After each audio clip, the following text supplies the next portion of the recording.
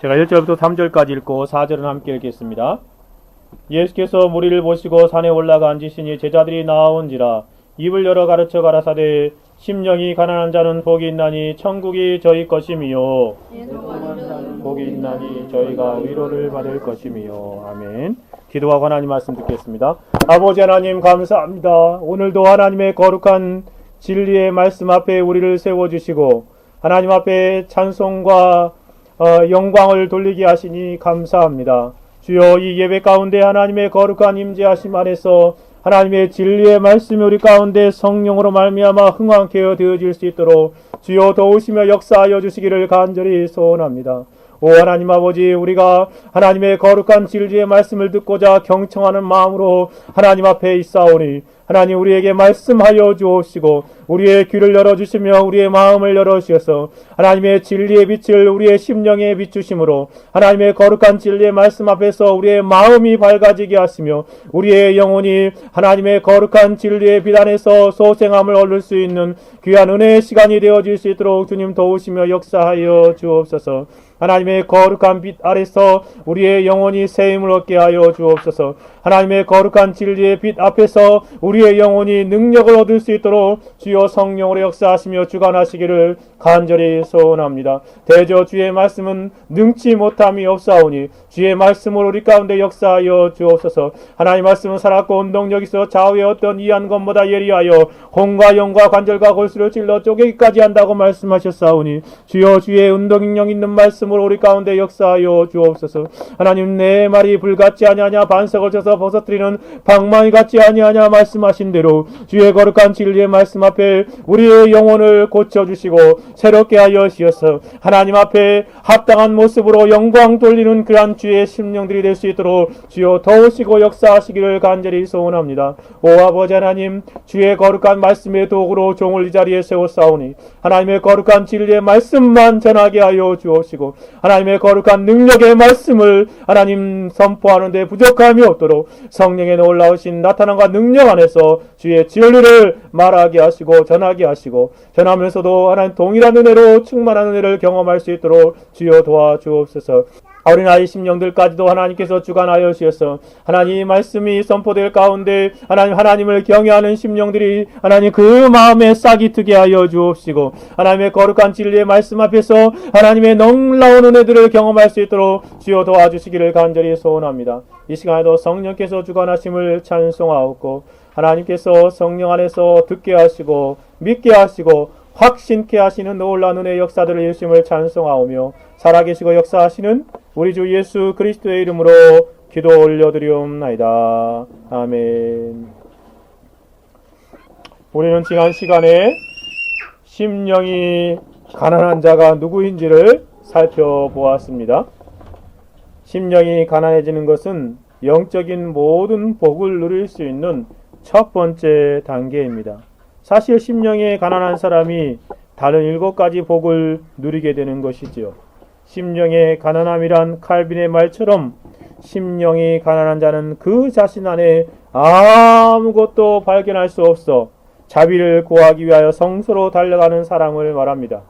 그런가 하면 노이 존스의 말처럼 심령이 가난한 사람은 속이 비어있는 것을 아는 사람입니다. 심령이 가난함이 없이는 어떠한 사람도 천국을 향하여 갈 수 없는 것이지요. 자신이 영적으로 비참한 거렁뱅이와 같은 거지임을 깊이 깨닫는 사람, 그 사람의 마음속에 이루어지는 것이 심령의 가난함입니다. 저는 지난 4시간을 통해서 심령의 가난함이 무엇인지, 또 심령이 가난한 사람의 특징이 무엇인지, 심령이 가난하게 되는 원리가 무엇인지를 말씀드렸습니다. 그러면 오늘은 예수님께서 이어서 말씀하시는 두 번째 복으로 나아가 보기를 원합니다. 예수께서는 두 번째로 말씀하십니다. 복되도다 애통하는 자여 저희가 위로를 받을 것이미요 라고 말씀하십니다. 저는 오늘 주일 아침에 이 말씀을 통하여 애통하는 자가 누구인지를 숙고해 보기를 원합니다. 애통하는 사람이 누구입니까? 예수님께서는 3절에서 와 같이 동일하게 마카리오이라고 복되도다 라고 선언하면서 말씀하십니다. 이러한 사람들이 복되다 라고 예수님께서 한 번만 말씀하셔도 그리고 쭉 날만 해도 복될 것인데 동일하게 복되도다 심령이 가난한 자여 말씀하신 예수님께서 4절에서 또 한 번 반복하십니다. 복되도다 애통하는 자여 라고 말씀하십니다. 예수님 이러한 반복을 통해서 우리는 참으로 복된 사람이 어떠한 사람인지를 깊이 생각하게 되어집니다. 여러분, 주님께서 다시 한번 마카리오이 복되도다 라고 말씀하시는데 이러한 주님의 말씀을 들을 때 우리는 다시금 우리의 육적인 생각의 잘못된 부분을 분명하게 수정해야 할 것을 느끼지 않습니까? 개인적으로 생각하기에 우리가 이러한 복에 대한 분명한 관점을 팔복을 통하여 갖게 된다면 우리의 삶은 예수님께서 인정하시는 참으로 복된 신자들이 되어질 것입니다. 먼저 예수님께서 사용하시는 표현의 의미들을 살펴봅시다. 예수님께서는 마카리오이, 호이, 펜듐테스라고 그렇게 표현하고 있습니다. 호이, 펜듐테스라고 그렇게 표현하고 있습니다. 여기서 특별히 복된 애통이란 무엇인가를 생각해 봅시다. 애통이란 단어는 문자 그대로 단순히 우는 것보다 강한 표현으로 슬퍼하는, 애도하는, 울부짖는이라는 의미가 있습니다. 단순히 그냥 우는 것을 말하는 것이 아니라 슬퍼하는 것, 또 깊이 애도하면서 하나님 앞에 우는 것, 그리고 울부짖어 통탄하면서 우는 것을 말합니다. 그래서 애통이란 심각한 상실로 인한 슬픔과 비통을 말하는 것입니다. 오늘 본문에 애통이라고 사용된 단어를 보면 사랑하는 사람을 잃어버린 자들의 슬픔을 표현한 것입니다. 이 표현은 마가복음 16장 10절에도 사용하시고 계시는데요. 예수님을 잃어버려서 숨어서 슬퍼하고 있는 여인의 모습과 제자들의 모습을 표현할 때 사용하고 있습니다. 또한 계시록의 바벨론의 멸망으로 인하여 바벨론 사람들이 장사를 하면서 살았던 상고들이 자신들의 삶의 터전을 잃어버리고 우는 장면이 표현되어 있는데 그때도 사용된 것입니다. 그래서 이 표현은 죽음과 같은 심각한 상실에서 오는 애통을 말하는 것이고 실직과 실망의 순간에 찾아오는 애통을 말하는 것입니다. 이 단어가 이러한 의미라고 한다면 본문의 예수님의 말씀이 조금 이상하게 생각되지 않습니까? 예수님께서 이러한 사람이 복되도다 라고 선언하고 계시기 때문에 그렇습니다. 애통하는 사람, 슬퍼하는 사람이 복이 있는 사람이라고 말씀하시니 참 이상하지 않습니까? 애통이라는 표현 생각해 보아도 예수님께서 말씀하시는 복과 세상 사람들이 생각하는 복과 얼마나 다릅니까? 심각한 상실로 인하여 슬퍼하는 사람이 복되다 라고 표현하고 계시는 예수님의 말씀에서 그러한 뚜렷한 차이를 발견하지 않습니까? 비탄에 빠져있는 사람이 복이 있다 라고 말씀하시는 것에서요. 우리는 포함해서 이 세상에 살고 있는 사람들의 생각과는 너무나 동떨어진 복의 개념입니다. 이해하기 쉽지 않은 역설적인 말씀입니다. 세상에 살고 있는 모든 사람들은 슬퍼하는 사람보다 도리어 슬프지 않는 사람이 복이 있다라고 생각합니다. 그래서 예수님의 이러한 말씀을 처음으로 접하게 되는 사람은 당혹스럽게 생각하게 되지요. 무슨 말씀이신지 어리둥절하게 됩니다. 예수님의 마음에 품고 계신 참된 복에 대한 개념을 고려하지 않고 일반적으로 생각해서는 도저히 이해가 되지 않은 그런 말씀입니다. 그래서 우리는 애통하는 사람이 복이 있다는 주님의 말씀을 가볍게 생각하지 말아야 합니다. 그 말씀 앞에서 잠시 멈추어 서서 주님께서 어떠한 의도로 이러한 말씀을 하시고 계시는가를 깊이 생각해 보아야 하는 것입니다. 여러분, 예수님께서 어떠한 의도로 이러한 말씀을 하시는 것입니까? 예수님께서 말씀하시는 애통이란 무엇입니까? 예수님께서 이러한 역설적인 진리를 말씀하실 때 반드시 그 안에는 영적인 교훈과 진리가 있음을 우리는 알아야 합니다. 그러므로 우리가 생각하는 일반적인 애통을 이해하면 오해에 빠지게 되어집니다. 예수님의 의도 안에 담겨있는 애통에 관한 의미가 무엇인지 관심을 기울여야 하고 알려고 해야 하는 것입니다. 그래서 저는 이 시간 예수님이 말씀하신 애통이 무엇인지를 말씀드리려고 합니다. 제가 항상 어떠한 진리를 말씀드릴 때 그 진리에 대한 분명한 관점을 갖기 위해서 먼저는 부정적인 측면에서 말씀드리고 긍정적인 측면에서 말씀드려 보려고 합니다.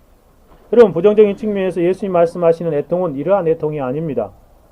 첫째는 상실에서 오는 자연적인 애통이 아닙니다. 즉 세상 것들에 대한 상실에서 오는 자연적인 애통을 말하는 것이 아니지요. 성경에서 나타나는 그러한 애통의 상황을 고찰해 보면 크게 두 가지를 생각할 수 있습니다. 먼저는 자연적인 애통이요, 또 하나는 영적인 애통입니다. 분명한 것은 예수님께서 여기서 애통하는 자가 복이 있다라고 말씀하시는 것은 전자, 자연적인 애통을 말하는 것이 아닙니다. 자연적인 애통이란 우리가 잘 알고 있는 애통입니다. 육체적인 심각한 상실로 당하는 육체적인 슬픔을 말하는 것이고 감정적으로 비탄해야 하는 것을 말합니다. 더 이상 제가 이야기하지 않아도 우리가 사는 이 세상은 이러한 애통과 슬픔과 비통으로 가득 찬 세상이기에 잘 알 수 있을 것입니다. 우리 주위에는 얼마나 많은 자연적인 애통이 가득합니까? 사랑하는 가족을 잃어버리고 남은 유가족의 애통을 우리는 종종 보게 되지 않습니까? 어린 자녀를 잃고 가슴에 묻고 오열하는 부모의 애통이요, 부모를 잃고 어찌할 바를 알지 몰라 홀로 눈물을 흘리며 통탄해야 하는 모습이요, 아내를 잃고 혹은 남편을 잃고 애통하는 사람들의 모습, 하루아침에 전 재산을 탕진하고 슬퍼하면서 애통하는 사람들의 모습이요 등등, 우리 주위에 세상에 있는 것들을 잃어버리려 하는 자연적인 애통이 가득한 것을 보게 됩니다. 물론 그러한 사람들에게도 많은 위로가 필요합니다. 하지만 이러한 세상적인 것으로 인한 육적인 애통은 예수님이 복되도다 라고 말씀하시는 애통이 아닙니다. 육적인 애통은 육적인 위로의 대상일 뿐입니다. 세상에 속한 것들에 대한 육체적이고 외적인 손실로 애통하는 것은 예수님이 복 있는 사람이다 라고 말하지 않으심을 우리가 알아야 하겠습니다. 정작 그들은 재산이 없어지면 마치 파멸을 당한 듯이 슬피 울며 두 손을 쥐어짜지만 죄로 인하여 아무런 영혼의 고통도 고뇌도 느끼지 못하기 때문에 그러합니다. 예수님 말씀하시는 복되다고 말씀하시는 애통은 육적인 상실에서 오는 자연적인 애통을 말하는 것이 아닙니다. 둘째로 예수님 말씀하시는 애통은 잘못을 깨닫고 후회와 좌절로 인하여 좌포자기와 절망에 이르는 애통도 아닙니다. 좌포자기와 절망에 이르는 애통이 복이 있다고 말씀하시는 것이 아니지요. 사람들이 절망하고 애통하는 삶을 살게 되는 상황을 보면 그 배후에 죄의 결과임을 알 수 있습니다. 자신의 잘못과 죄를 깨달았을 때 후회하게 되고 애통하게 되어지지요. 이러한 죄로 인한 애통은 두 가지로 구분하는데요. 하나는 절망적인 후회로 좌절에 빠지는 애통입니다. 예수님께서는 이 부분에 대해서 죄를 깨달았다 할지라도 절망적인 후회로 좌절에 빠지는 애통에 이르는 그 애통을 복되다고 말씀하신 것이 아닙니다. 마치 가룟 유다가 하는 애통의 모습이지요. 예수님을 팔아먹고선 그는 후회하고 애통하지 않습니까? 그러나 가련하고 불쌍한 가룟 유다는 자신의 죄로 인하여 그러한 애통이 영적인 위로를 조금도 경험하지 못하게 되어지는 모습으로 나아갑니다. 마태복음 27장에서 보니 3절에 때 예수를 판 유다가 그 정죄됨을 보고 스스로 뉘우쳐 그 은 30을 대제사장들과 장로들에게 도로 갖다 주며 가로되 내가 무지한 피를 팔고 죄를 범하였도다. 이것이 애통하는 모습이지요. 후회하는 모습이지요. 저희가 하로되 그것이 우리에게 무슨 상관이 있느냐, 내가 당하라 하거늘 유다가 은을 성소에 던져놓고 물러가서 어떻게 하고 있습니까? 스스로 목매어 죽은지라. 그는 애통하였습니다. 그렇지만 절망하고 좌절하여 죽음에 이르게 되는 모습을 보십시오. 가룟 자는 자신의 죄에 대한 후회로 깊은 애통에 사로잡히게 되었습니다. 하지만 그는 그로 인하여 영원한 지옥에 이르게 되는 어리석음을 당하게 되는 모습을 보게 됩니다. 다른 자는 자살함으로 자신을 살인하는 죄를 범하여 회개의 기회를 영원히 잃어버리게 되었습니다. 예수는 이러한 애통이 복 있는 자라고 말하시지 않으신 것입니다. 예수님의 말씀하신 애통은 잘못을 깨닫고 후회와 좌절로 인하여 자포자기에 이르고 절망에 이르러지는 그런 애통을 말하는 것이 아닙니다. 셋째로 예수님이 복되다고 말씀하신 애통은요, 마귀적인 애통도 아닙니다. 마귀적인 애통이에요. 이것을 토마스 왓슨이 이렇게 설명하고 있습니다. 악마 같은 애통이 있는데 이것은 이중적인 것입니다. 어떠한 사람이 그의 순수하지 못한 정욕을 만족시킬 수 없어서 애통할 때가 있는데 이것은 마귀와 같은 애통입니다. 그의 가장 큰 고통은 그가 그 이상으로 악해질 수 없다는 것입니다. 라고 표현합니다. 마귀적인 애통을 세 가지로 설명할 수 있는데 첫째는 암논의 경우입니다. 사무엘하 13장 2절에 보니 암논은 그의 누이 다말을 더럽힐 때까지 애통하며 알아눕는 모습을 보여주고 있지 않습니까? 이것은 정말 마귀적인 애통입니다. 두 번째 모습은 아합의 경우입니다. 아합은 자신이 왕으로서 많은 것을 가졌지만 자기 성 가까이에 있는 나봇의 포도원을 뺏지 못하여서 애통하고 있는 모습을 보여내 주고 있지 않습니까? 이러한 애통이 바로 마귀적인 애통입니다. 자신의 욕심과 정욕을 더 채우지 못함으로 통탄해 하는 것, 이것은 복된 애통이 아닙니다. 우리 주위에서도 이러한 애통을 쉽게 발견하게 됩니다. 한 가지 예로 예전에 쥐존파라는 깡패가 세상을 섬뜩하게 한 적이 있었습니다. 그들이 붙잡히게 되자 이렇게 울부짖었다고 말하지 않습니까? 강남의 졸부들을 더 많이 죽이지 못한 것이 한이 된다라고 그렇게 탄식했다고 합니다. 정말로 섬뜩한 마귀적인 울부짖음이지 않습니까? 그에 못지않은 비슷한 경우를 우리는 종종 보게 되어집니다. 세상의 것들을 더 많이 소유하지 못해서 애통하는 애통, 자신의 정욕과 욕심을 더 많이 충족하지 못함으로 오는 애통, 정말 마귀적인 애통입니다. 성경에 보면은 한 가지를 더 생각해 볼 수 있는데 바로 왕의 애통입니다.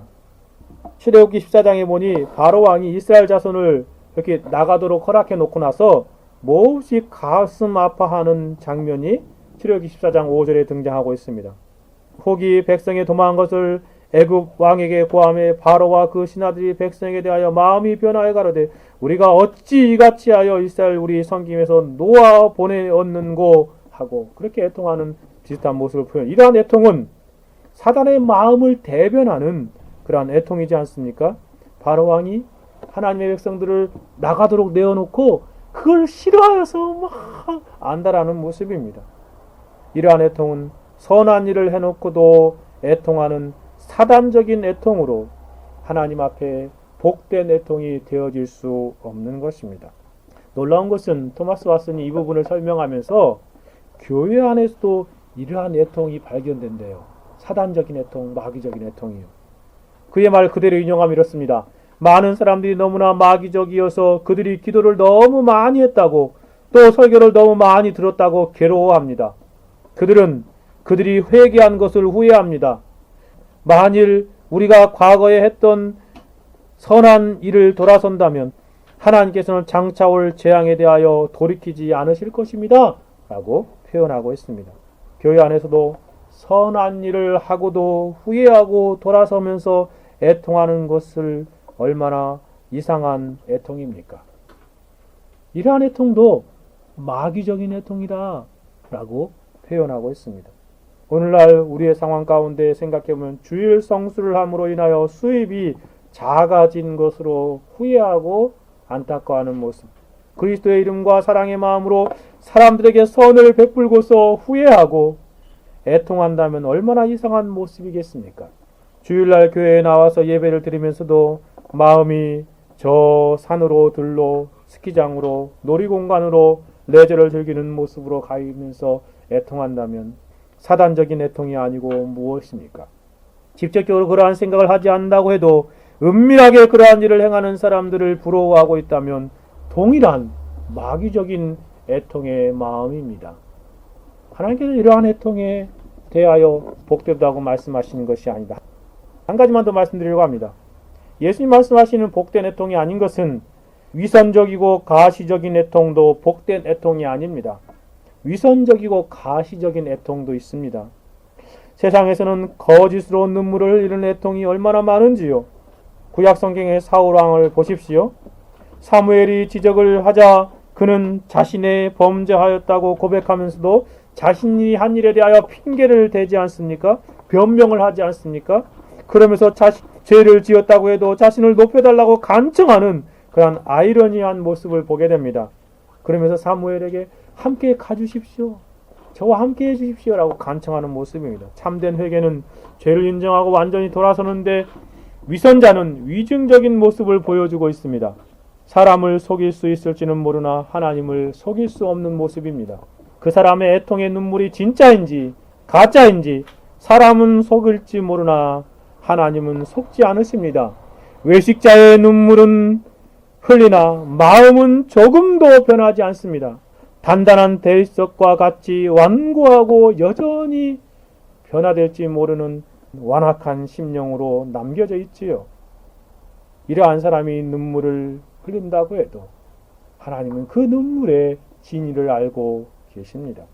눈물을 흘릴 때뿐이고 돌아서서는 변화되지 않는 이전의 삶을 아무렇지도 않게도 살아가는 것을 보게 되죠. 대표적인 경우가 천주교의 고해성사 행위들의 모습이지 않습니까?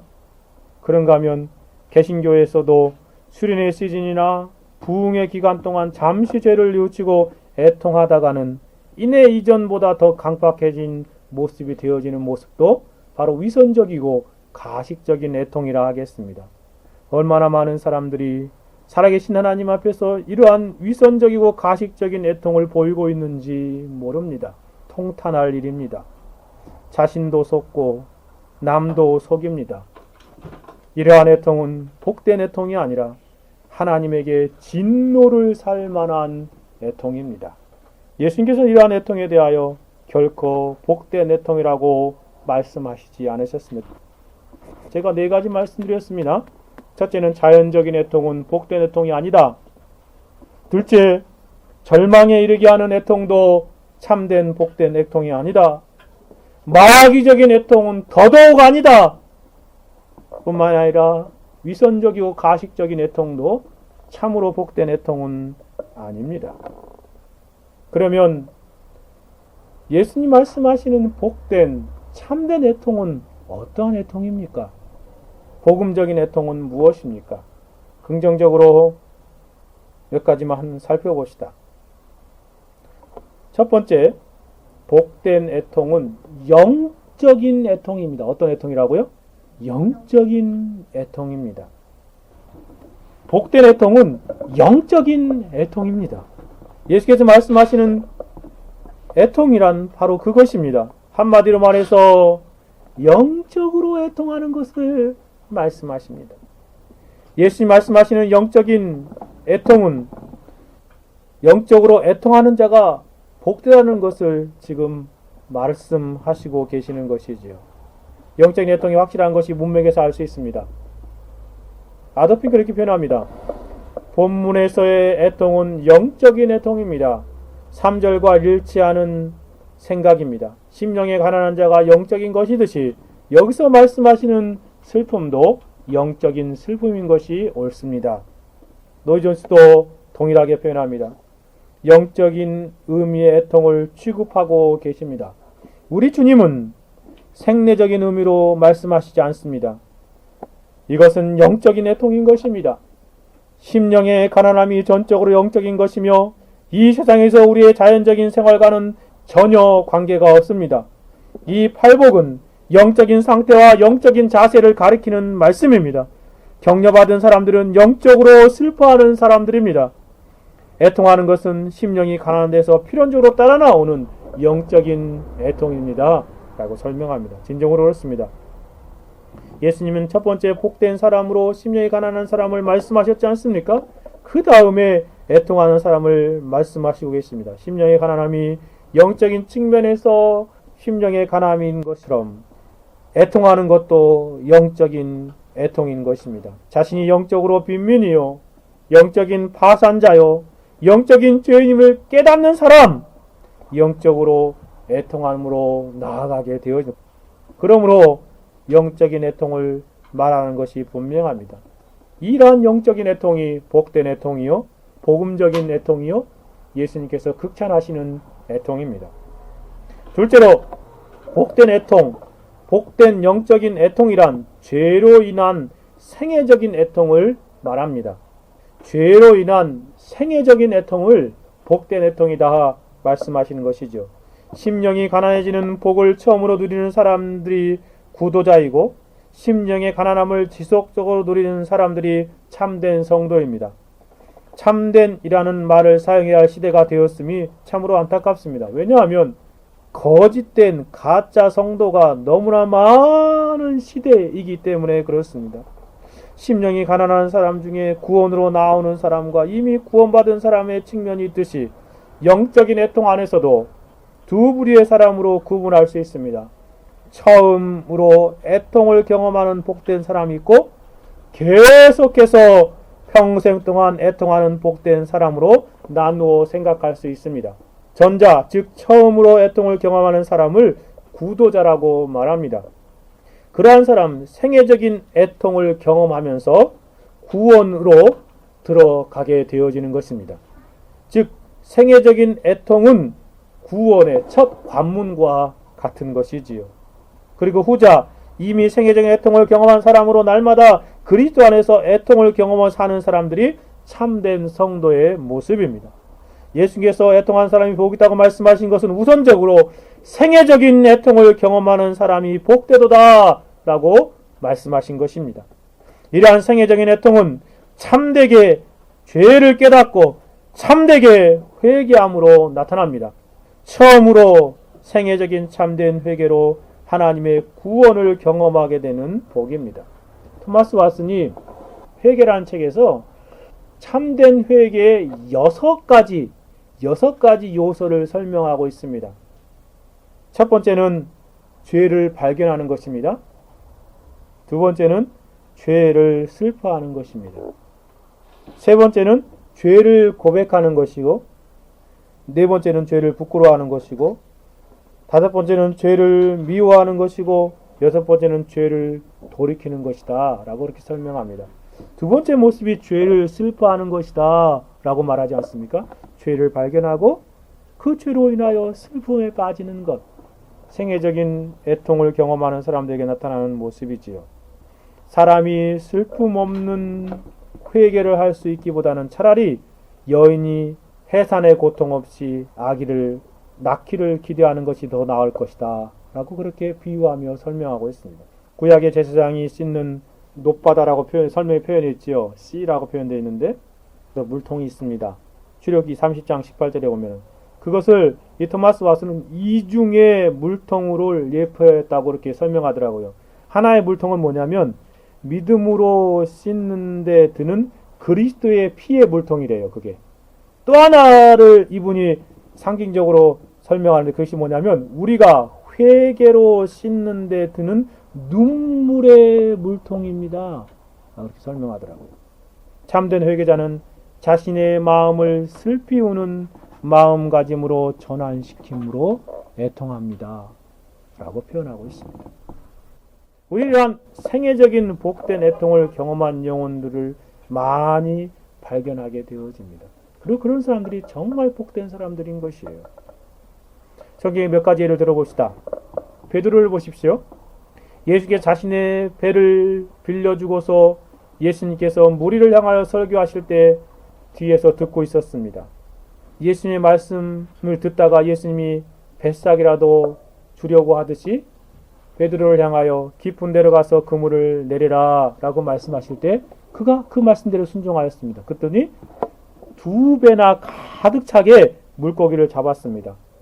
베드로는 그 광경 앞에서 예수님 앞에서 이렇게 고백합니다. 누가복음 5장 8절에 시몬 베드로가 이를 보고 예수의 무릎 앞에 엎드려 가로되 주여 나를 떠나소서 나는 죄인이로소이다. 글로 표현했으니까 이렇게 표현되어 있죠. 그죠? 그냥 밋밋하게.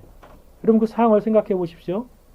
베드로는 예수님의 그 놀라운 은총 앞에서 자신이 심각한 죄인임을, 예수님과 함께 할 수 없는 죄인임을 깊이 깨닫고 주여 나를 떠나소서 나는 죄인입니다라고 애통하고 있는 모습입니다. 베드로는 그 과정을 통해서 주님을 따라가지 않습니까? 그런가 하면 오순절 마가다락방에서 성령의 충만함을 경험한 이후에 베드로가 처음으로 설교할 때 그 설교를 들은 무리들의 모습 속에서도 동일한 모습이 나타납니다. 저희가 이 말을 듣고 마음에 찔려 베드로와 다른 사도들에게 물어가되 형제들아 우리가 어찌할꼬 형제들아 우리 어찌할꼬 하면서 애통하며 부르짖는 모습입니다. 그들은 베드로의 설교를 들으면서 마음이 찔렸습니다. 예수님을 십자가에 못 박게 한 것이 자신의 죄임을 알고 생애적인 애통과 회개를 하고 있는 모습을 보여주고 있습니다. 이러한 사람이 정말 복된 사람입니다. 아도르 핑크는 말합니다. 애통은 영광의 주를 십자가에 못 박은 것은 나의 죄 때문이란 사실을 고통스럽게 깨닫는 것입니다. 정말 그렇습니다. 참으로 이러한 생애적인 애통이 복된 것입니다. 그런가 하면 사도 바울을 보십시오. 로마서 7장에 자신 안에 있는 죄의 법 때문에 한탄하면서 오라 나는 곤고한 자로다. 이 사망의 늪에서 누가 나를 건져내랴 라고 애통하던 자신의 모습을 표현해 주고 있습니다. 이러한 애통이 참으로 복된 애통입니다. 죄를 깨닫고 하나님 앞에서 탄식하는 것입니다. 실제로 교회사 가운데 많은 성도들이 이러한 생애적인 애통의 순간에, 생애적인 회개의 순간에 이러한 애통을 경험하였습니다. 참된 성도라고 한다면 모든 회심의 순간에 눈물의 샘이 터져서 눈물 콧물 흘리며 한없이 애통하는 영혼들이 되어집니다. 예수님이 복되다고 말씀하신 애통은 바로 이러한 생애적인 애통을 경험하는 사람들입니다. 조나단 에드워드의 놀라운 회심 이야기에 보면 어린 소녀도 그렇게 애통을 경험하고 있는 모습을 표현해주고 있습니다. 피비 바틀렛이라는 6살 정도 된 소녀의 회심 이야기입니다. 겨우 6살이에요.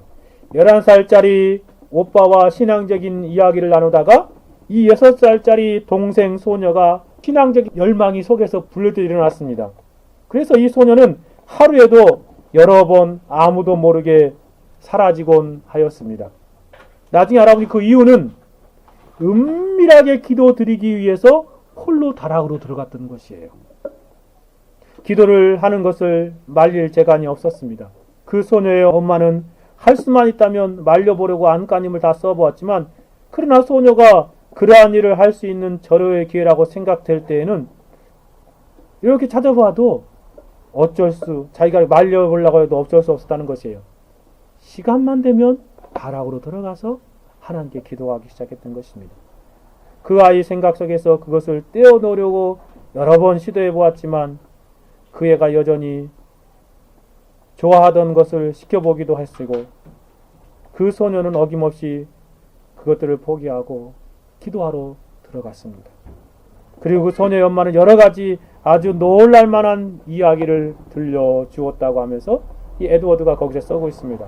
한 번은 그 소녀가 스스로 자기가 하나님을 만나지 못했으므로 슬퍼한 사람이라고 말했다고 합니다. 소녀의 엄마는 6월 마지막 날 목요일 한낮에 그 아이가 들어간 벽장에서 큰 소리가 나는 것을 듣게 되었습니다. 그 소리는 전에는 전혀 들어보지 못했던 것이었습니다. 그리고 그 소녀의 목소리는 끈덕지게 조르는 투였습니다.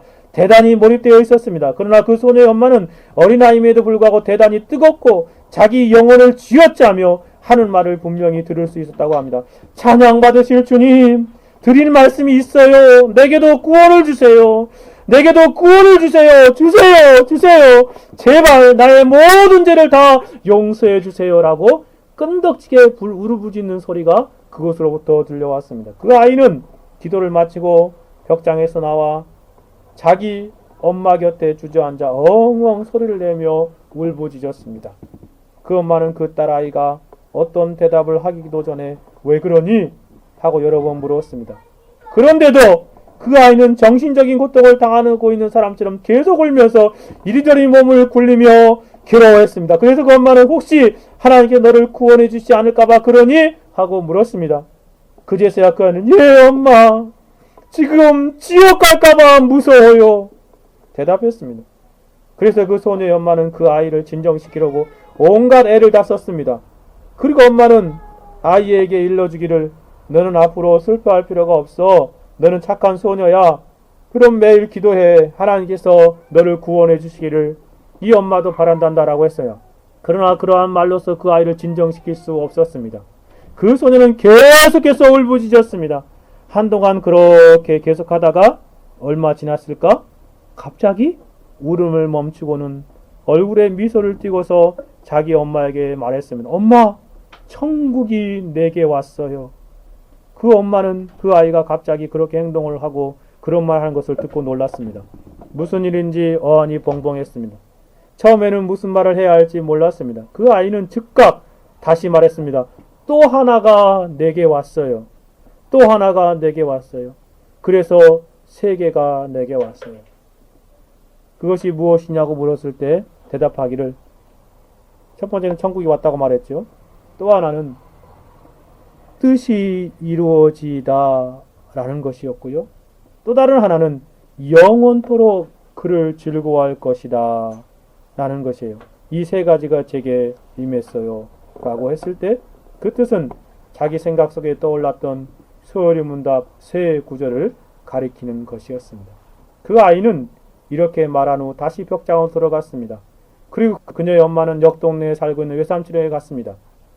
다시 돌아왔을 때 그 소녀는 벽장에서 나와 엄마에게 과거에 하나님을 만나지 못했던 것 때문에 불만스러웠던 것을 표시하면서 하는 말이 엄마 이제 나는 하나님을 만났어요 하고 즐거운 마음으로 말했습니다.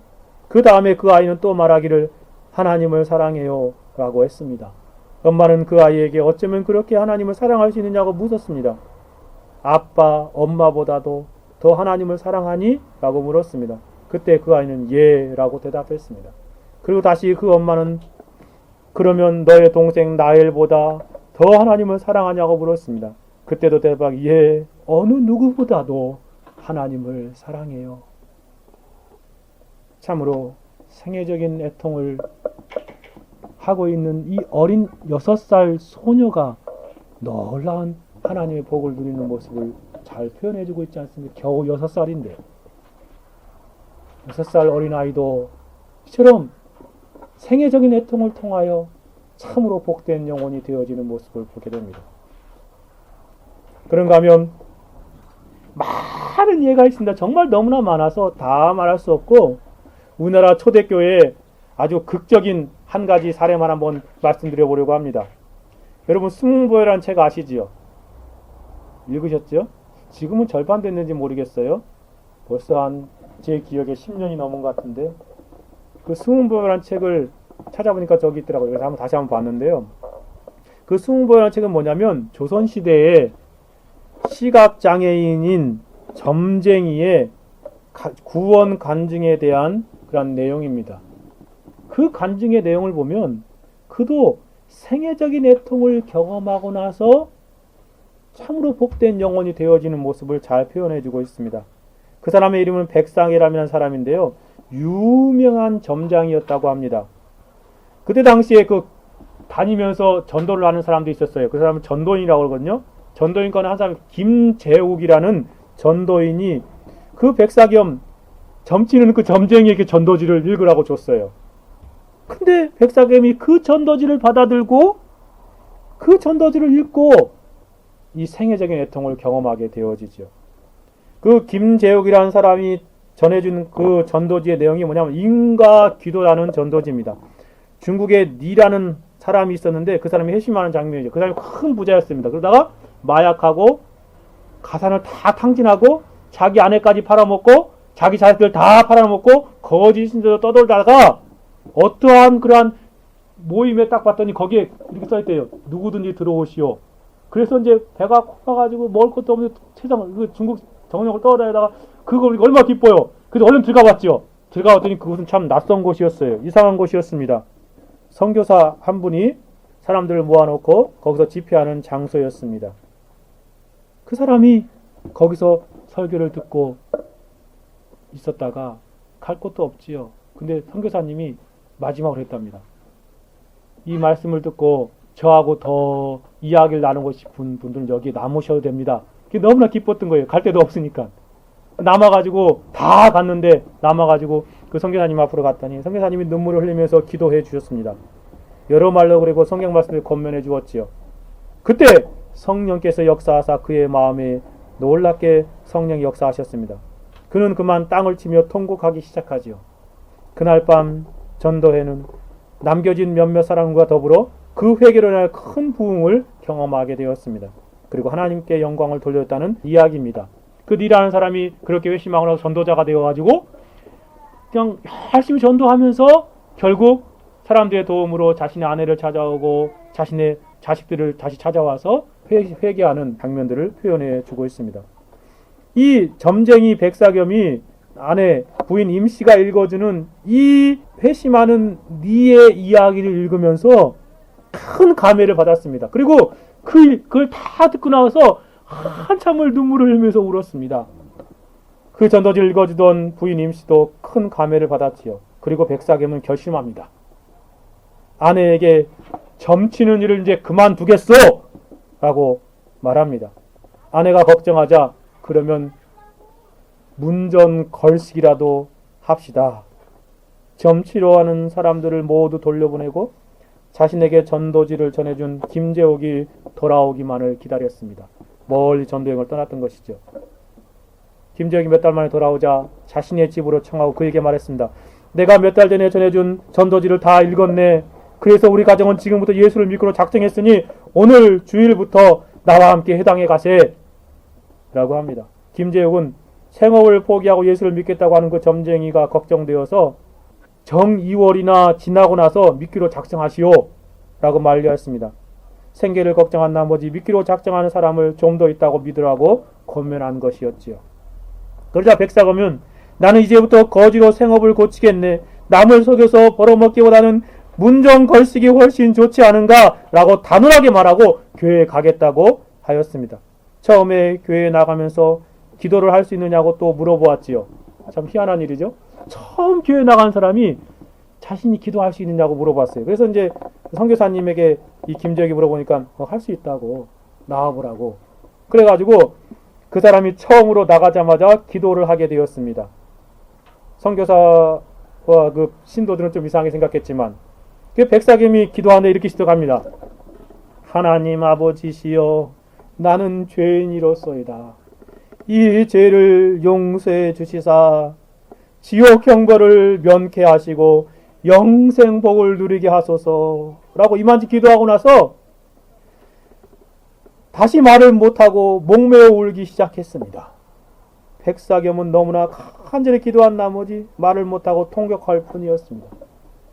얼마 전부터 남모르게 그 전도지를 읽으면서 화장실에 가서 숨어서 회개의 눈물을 펑펑 흘리던 그것이 계속 여기 이어져서 반복적으로 나타나고 있는 것이었어요. 과연 탕자가 돌아와서 아버지의 목을 안고 우는 모습이 그대로 재현되고 있습니다. 누구를 막론하고 하나님 앞에 자기 죄를 깨닫는 순간에는 아니 울고서는 견딜 수가 없는 법이다 라고 그 책에서 쓰고 있습니다. 정말 그렇습니다. 그날 그가 이렇게 통회하는 바람에 눈물로 회개하며 애통하는 바람에 온 회중이 다 가마를 감격의 눈물을 흘리지 않을 수 없었습니다. 그날 예배는 그만 눈물의 바다가 되고 말았습니다.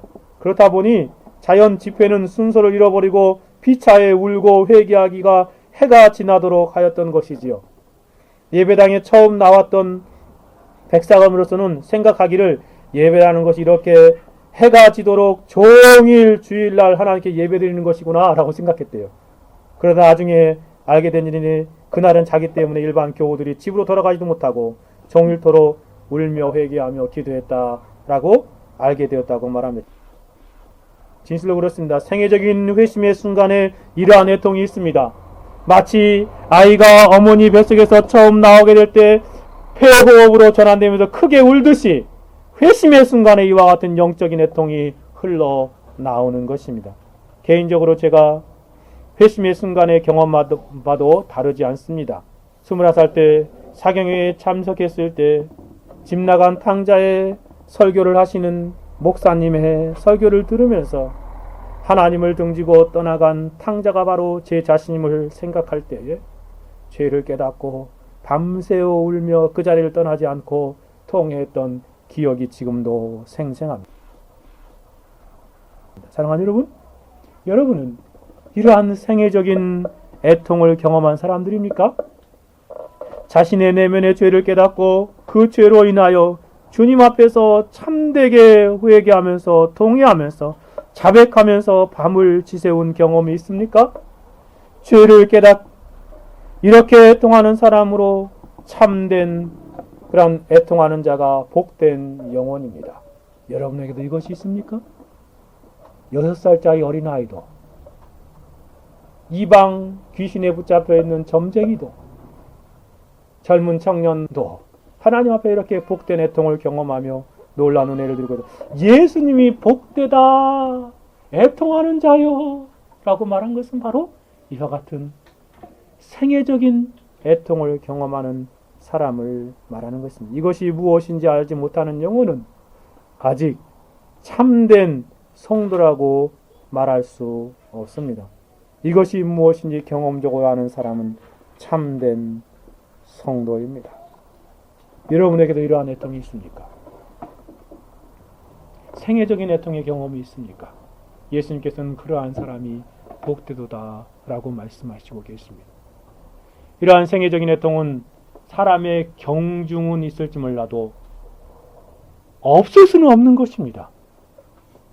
참된 성도라고 한다면 어느 순간인가 이 하나님의 구원으로 나올 때에 자신의 죄를 깨닫고 하나님 앞에서 그 죄 때문에 애통하며 눈물을 흘리고 하나님 앞에 자복하는 참된 애통의 모습이 있기 마련인 것입니다. 여러분이 교회사 가운데 등장하는 신실한 성도들의 전기를 다 읽어보십시오. 그들의 삶의 현장과 흔적 가운데는 이러한 애통이 반드시 나타나고 있음을, 반드시 있었음을 알게 되어질 것입니다. 저는 여러분에게 묻고 싶습니다. 여러분의 내면에도 이러한 돛된 애통이 여러분의 일기 속에, 여러분의 삶 속에 이전에 경험적으로 있습니까? 이러한 애통을 경험하는 자가 참으로 복된 영혼입니다. 큰 회개의 순간에 일생일대에 한 번 있는 참된 주께로 돌아오는 회개의 순간에 나타나는 애통, 그 애통이 바로 복된 애통인 것입니다. 오늘 여기까지만 하고 말씀을 정리하고 하려 합니다. 저는 여러분에게 참된 애통이란 무엇인가를 말씀드렸습니다. 먼저 참되지 않는 복된 애통이 아닌 4가지를 말씀드렸습니다. 첫 번째는 자연적인 애통은 참된 예수님이 복되다고 말씀하시는 애통이 아닙니다. 그리고 죄를 지었던 걸 깨달았음에도 깨달았다 할지라도 후회와 좌절과 절망으로 나아가게 해서 가룟유다와 같이 자살해버리는 애통은 복된 애통이 아닙니다. 또 한 가지는 마귀적인 애통도 복된 애통이 아닙니다. 그리고 눈물을 흘리고 아무런 삶의 변화가 없는 가식적이고 위선적인 애통도 예수님이 복되다고 하시는 애통이 아닙니다. 그러면 참된 복된 애통이란 무엇입니까? 그것은 영적인 애통이요. 영적인 애통의 첫 번째 모습으로 자신의 죄를 깨닫고 하나님께로 돌이키는 생애적인 애통입니다. 바라기는 저와 여러분의 삶 가운데 이러한 복되도다 애통하는 자여 라고 말씀하시는 주님의 놀라운 복된 애통의 모습이 여러분의 삶에 나타나기를 간절히 소원합니다. 같이 한번 기도하시겠습니다. 들은 말씀을 생각하며 기도합시다. 우리 자신을 한번 점검해 봅시다. 우리에게 이러한 정말 복된 참된 애통의 모습이 있는가 생각해 봅시다. 그리고 하나님께 구합시다. 하나님, 저에게도 이러한 복된 애통하는 사람이 되게 해주십시오. 영적인 애통으로 하나님 앞에 복 있는 사람이 되게 해주십시오. 죄를 깨닫고 눈물을 흘리며 하나님 앞에 부르짖는 복된 애통의 삶을 살게 해주십시오. 하나님 그러한 은혜를 성령을 통하여 허락해 주십시오라고 기도합시다. 같이 한번 기도합니다.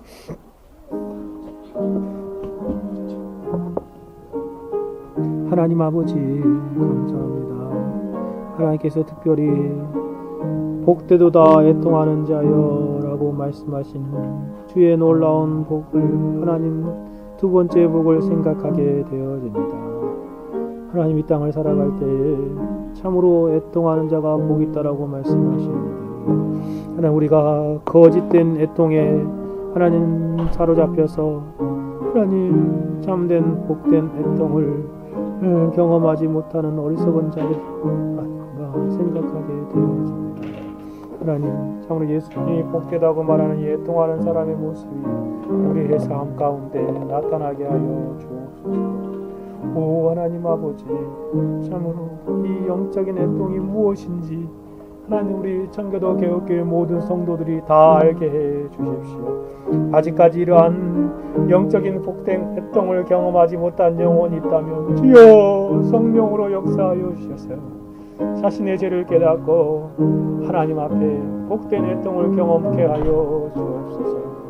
하나님 6살 어린아이가 하나님 그 놀라운 울부짖음 가운데 애통하며 이 복을 누렸던 것처럼 하나님 점쟁이도 이 복을 누렸던 것처럼 하나님 우리 사랑하는 우리 자녀들도 이러한 놀라운 영적인 애통을 경험적으로 알게 해주시기를 원합니다. 그래서 하나님 앞에서 놀랍게 복 있는 사람으로 변화되어져 가는 은혜의 역사를 경험케 해 주십시오. 오 하나님 아버지 참으로 이 복된 애통 가운데 우리가 이 땅을 살아갈 수 있도록 주님 역사하여 주옵소서.